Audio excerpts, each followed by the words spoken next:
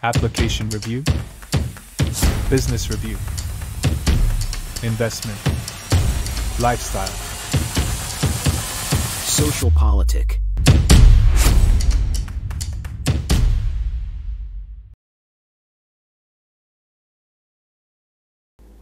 Halo Bapak Ibu, saudara-saudari sekalian, lovers and haters, salam cerdas Indonesiaku. Jumpa lagi kita pada kesempatan kali ini.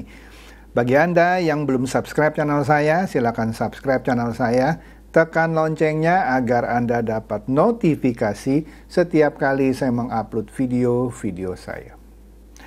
Oke, pada kesempatan kali ini saya akan membahas mengenai Butet Kertarejasa, ya, seorang budayawan lah ya di Jogja, dan penasehat lah kita sebut ya dari kubu Paslon 01 yaitu Tom Lembong, yang dua-duanya dipolisikan.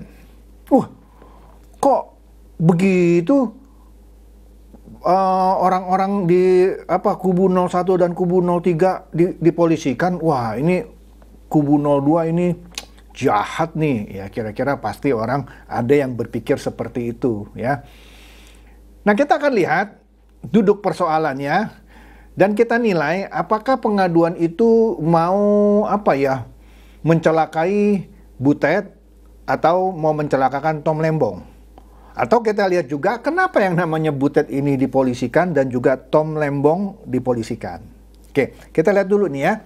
Ini ada satu cuitan di Twitter ya. Ini yang tweet biasa lah. Ini saya sering lihat ya. V namanya ya, akunnya. Nah, di sini V mencuit, "Gak kapok-kapok setelah elektabilitas nyungsep karena sering serang Pak Jokowi." Ya, karena serang Pak Jokowi mulu ya, gitu ya. Sekarang malah ngumpat Pak Jokowi dengan kata-kata kotor di acara kampanye. Nggak sekjen, nggak kader, nggak seniman, selalu kampanyenya narasi kebencian. Emangnya dah pantas partai ini mesti ditenggelamkan di 2024. Di situ ada gambar Butet lagi bicara ya, ada fotonya. Nah, kita akan lihat ya, apa sih ini yang si Mas Butet bicarakan di kampanye itu. Tentu ada sesuatu sehingga mengundang kemarahan projo yang lain, terutama projo di Jogja gitu ya, yang melaporkan Butet ke polisi. Nanti kita lihat ya. Yuk kita lihat dulu nih videonya ya, yang menurut saya nggak pantas gitu, apalagi Butet seorang budayawan. Ini menghina, mengumpat, bahkan menista menurut saya. Yuk kita dengar videonya.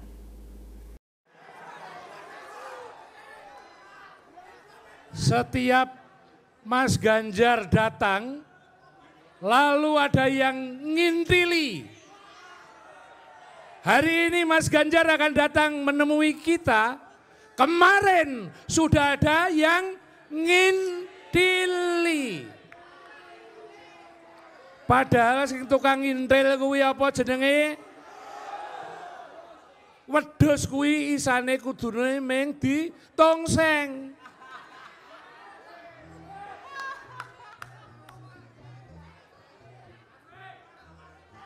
Wedhus kok mendukung paslon.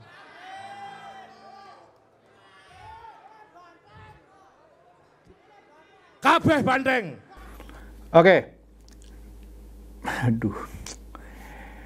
Jadi di sini pertama kali Butet bilang Ganjar itu ada selalu yang ngintilin, yang ngikutin. Contoh dia bilang, kali ini Ganjar mau ke sini, kemarin sudah dikintili sama Pak Jokowi. Kalau orang ngintili itu yang diikuti, ngintili itu ngikuti artinya ya. Yang diikuti datang dulu dong, terus baru yang mau ngintili datang belakangan. Nah, ini dia sendiri bilang Jokowi datang, terus baru Ganjar. Seakan-akan Ganjar kemana, Jokowi ikut kemana. Memang Pak Jokowi ngintipin jadwalnya Ganjar. Jangan-jangan Ganjar yang ngintipin jadwalnya Jokowi. Jokowi mau kemana, dia juga ikut kemana. Karena takut nih, kandang banteng nih, mungkin. Itu juga sudah pernah saya bahas ya. Jadi istilah ngintili di sini nggak cocok. Karena Jokowi datang dulu, baru Ganjar. Satu ya. Kedua, yang suka ngintili siapa? Wedus. Wedus itu kambing. Astaga, Jokowi itu dianalogikan seperti kambing. Ini kan kurang ajar. Pokoknya kambing yang bisa ditongseng gitu ya. Pokoknya dia bilang begitu. Kambing kok dukung paslon. Wah, ini udah kurang ajar ya. Ini bisa masuk ke perbuatan tidak menyenangkan dan juga perbuatan melawan hukum. Oke lah. Kita lihat lanjutannya, saya cuman ambil yang nyebelin dan ya. Kita lihat yang berikutnya. Saya tenang. Pantun hajatan rakyat. Kucingnya kabur, kakinya pincang. Ingin terbang, tak bisa melayang. Ngakali survei supaya menang. Jelas jika menang karena main curang.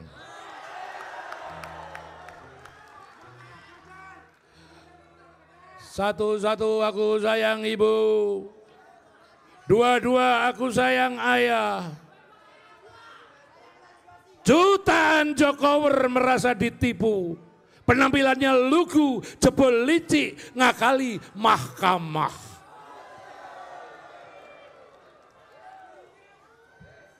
Saya ini dulurmu ini. Butet bilang,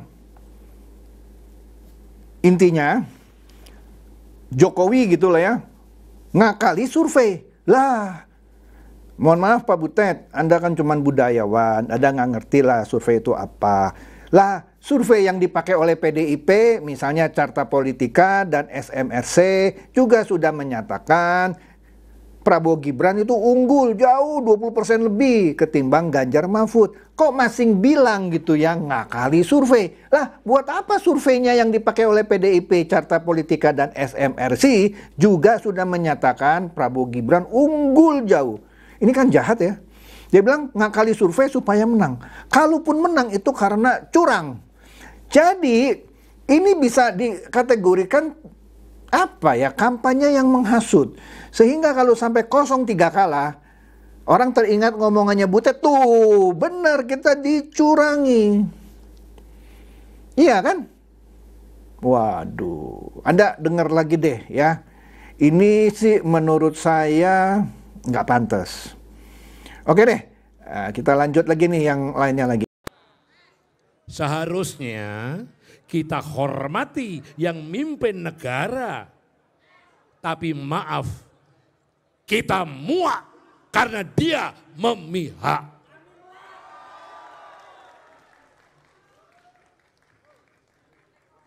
Di sini keselamatan negara dijaga Megawati.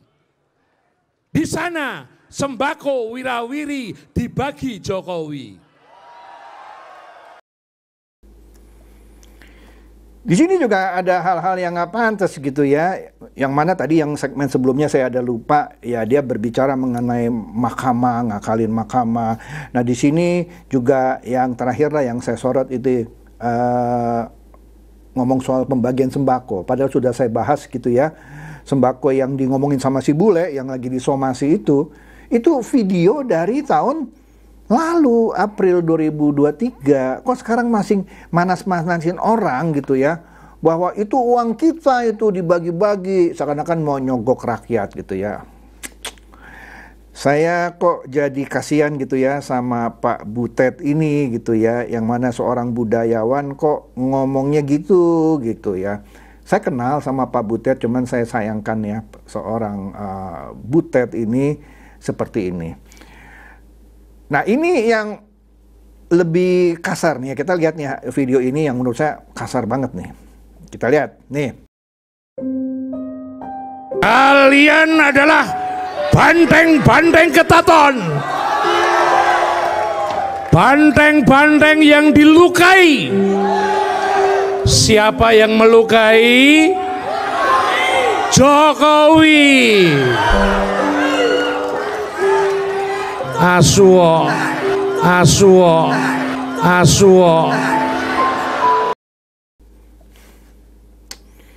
Masa disamakan dengan asu? Udahlah, saya nggak mau sebut ASU itu apa, Anda ngerti ya. Anda adalah banteng-banteng yang dilukai oleh Jokowi. Tadi sebelumnya juga ada bilang soal muak karena berpihak gitu kan. Lah, sebelumnya kan mereka yakin, Adian Napitupulu juga yakin, Jokowi akan memihak, Jokowi akan berkampanye buat Ganjar. Begitu sekarang memihak Prabowo, kok marah? Artinya mesti berpihak ke Ganjar. Ini kan, aduh, udah kebablasan menurut saya ya. Oke. Oleh karena itu, nah di sini dia nih, di FIFA dan di beberapa media ya, diberitakan pantunnya dinilai hina Jokowi. Butet Kartarejasa dilaporkan ke Polda DIY. Sudahlah, jadilah kasus hukum. Ini akan panjang ini ceritanya, akan panjang. Oke? Sangat disayangkan. Oke? Nah, kita lihat satu orang lagi yang ya sebut saja penasehat. Tadi kan ini juru kampanye lah kita bilang dari Paslon 03. Ini penasehat Paslon 01, Tom Lembong, ya. Tampangnya gitu ya, seram gitu ya kalau kita lihat nih ya dari Kumparan News ya. Di sini Kumparan memberitakan bahwa Tom ini diduga sebar pasal palsu. Wah, ada pasal palsu nih ya. Bahwa presiden bisa kampanye asal tidak sedara. Padahal pasal aslinya tidak begitu. Tapi sama Tom disebar nih pasal palsunya. Sehingga untuk membuat persepsi masyarakat tuh presiden ngomong boleh kampanye salah. Ada nih pasal yang bunyi bisa kampanye asal tidak sedara. Kira-kira begitu. Oleh karena itu Tom Lembong dilaporkan. Nah, kita lihat ini ya. Pertama kali Tom Lembong ini menurut Detik News dilaporkan ke Bawaslu ya soal dugaan unggah pasal palsu. Nah, di sini Detik bilang Tom Lembong responnya kira-kira saya nggak mau ngomong lah, itu biarin teman-teman kita dari mungkin kuasa hukum gitu ya. Saya nggak usah komen, kira-kira begitu. Oke deh, nah di sini Tom Lembong dilaporkan oleh advokat lisan ke Bawaslu ya. Tom Lembong dilaporkan ke Bawaslu atas dugaan unggah pasal palsu terkait Undang-Undang Pemilu yang mengatur hak presiden berkampanye. Sudah saya bahas kan di konten saya yang sebelumnya ya. Nah, di sini ya, tanda bukti penyampaian laporan itu nomornya 053-LP-PP-PP-00.00/1 Romawi/2024 tertanggal Senin 29 Januari baru ini ya. Laporan ini bermula dari pada Jumat 26 Januari 2024. Tom melalui akun Instagramnya disebut mengunggah sebuah gambar yang menampilkan pasal 299 ayat 1 sebagaimana dikutip sebagai berikut. Kan sudah pernah saya bahas ya, pasal 299 ayat 1 itu mengatur bahwa presiden dan wakil presiden boleh berkampanye. Tapi, nah di sini dia unggah pasal ini yang saya sudah bahas juga ya. Di sini dikatakan menjadi berbunyi presiden dan wakil presiden mempunyai hak melaksanakan kampanye. Nah, yang belakang ini tambahan nih. Sepanjang tidak terikat hubungan keluarga saudara atau apa ya, semenda, nggak ngerti ini apa ya, sampai derajat ketiga. Ya, atau hubungan suami istri meskipun telah bercerai dengan pasangan calon anggota DPR, DPD, DPRD provinsi, DPRD kabupaten, bla bla bla. Padahal menurut Hendarsam ini, pasal 299 Hendarsam yang melaporkan ya, ayat 1 itu tidak diatur yang disebut di atas tuh ya, dalam Undang-Undang Nomor 7 Tahun 2017 tentang Pemilu. Pasal tersebut yang diunggah oleh Tom Lembong itu pasal palsu karena belum sah. Jadi ada orang nih yang mengusulkan ke Mahkamah Konstitusi untuk dirubah menjadi berbunyi seperti itu. Tapi sama Tom diunggah di Instagramnya seakan-akan pasalnya udah itu. Jadi dia mengunggah pasal palsu yang belum ada. Itu baru dimintakan. Lagi ada orang menggugat lah ke Mahkamah Konstitusi untuk merubah bunyinya seperti ini. Tapi sama Tom diunggah seakan-akan pasal itu sudah sah. Ini kan bisa meresahkan masyarakat dong yang nggak ngerti hukum, oke? Nah, usai dia dilaporkan ke Bawaslu, Tom juga akan dilaporkan ke Bareskrim. Wah, kalau tadi Butet Kartarejasa dilaporkan ke Polda DIY, Tom dilaporkan ke Bareskrim. Waduh, ini akan menjadi masalah yang serius menurut saya loh ya, kalau sampai dilaporkan ke Bareskrim. Kalau saya sih bilang rasanya memang pantas dilaporkan ke Bareskrim. Masa seorang advisor paslon 01 nggak ngerti bahwa pasal 299 ayat 1 dari Undang-Undang Nomor 7 tahun 2017 itu bunyinya belum berubah. Sekarang motivasinya apa? Mengunggah itu di Instagram. Kalau saya nih ya, saya jawab nih. Dia mau seperti memberitahukan orang atau masyarakat ya, khususnya para pendukung 01, tuh presiden kita nggak ngerti hukum. Pasal 29 pasal 299 ayat 1 bunyinya begini. Kalau ada hubungan sedara nggak boleh. Kan Gibran sedara anaknya, nggak boleh. Seakan-akan mau memberitahu itu, padahal itu adalah suatu yang salah. Nah, ini dia nih ya. Tebakan saya, kalau Butet menurut saya masih lebih mending loh. Maksud saya mending bukan, saya nggak boleh bilang lebih mending, maksudnya lebih mending kadarnya lah ya. Tapi salah juga dia bisa kena pasal penghinaan kepala negara pula, perbuatan tidak menyenangkan, perbuatan melawan hukum. Tom Lembong ini bisa dikenakan perbuatan melawan hukum, juga bisa dikenakan perbuatan tidak menyenangkan, karena tidak menyenangkan buat Pak Jokowi dong. Orang pasalnya nggak ada, dibilang begitu. Ketiga, dia ungkapkan di media sosial, dalam hal ini di Instagram, itu dia kena Undang-Undang ITE, karena dia sebarkan melalui media sosial. Sedangkan kalau Butet, dia kan tidak sebarkan melalui media sosial, dia ungkapkan langsung di tempat. Beda ya. Tebakan saya, Butet mungkin akan terlepas dari Undang-Undang ITE. Tapi Tom Lembong kemungkinan besar kena Undang-Undang ITE. Penjara lu, 6 tahun. Aduh. Udah deh, seru nih ya. Oke, kira-kira gitu ya. Jadi kalau ada orang yang nuduh, wih itu ternyata orang-orang kubu 02 jahat lu. Butet itu dilaporkan. Bukan kubu 02, itu Projo. Kalau ini juga bukan kubu 02, adalah advokat atau siapa yang nggak tahu siapa itu yang tadi namanya Hendarsam atau siapa. Jangan seakan-akan ini ada kriminalisasi dari kubu 02 terhadap juru kampanye 03 yaitu tadi Butet dan advisor dari paslon 01 yaitu Tom Lembong. Nggak demikian. Tapi yang pasti dua-duanya menurut saya memang ada yang dilanggar. Dan khusus Butet itu menurut saya nggak pantas. Oke? Apalagi dia seorang budayawan, kan tidak begitu harusnya. Meskipun sebelumnya dia ngaku dia juga projo dulu gitu. Sekarang dilukai. Waduh. Asu katanya. Astaga.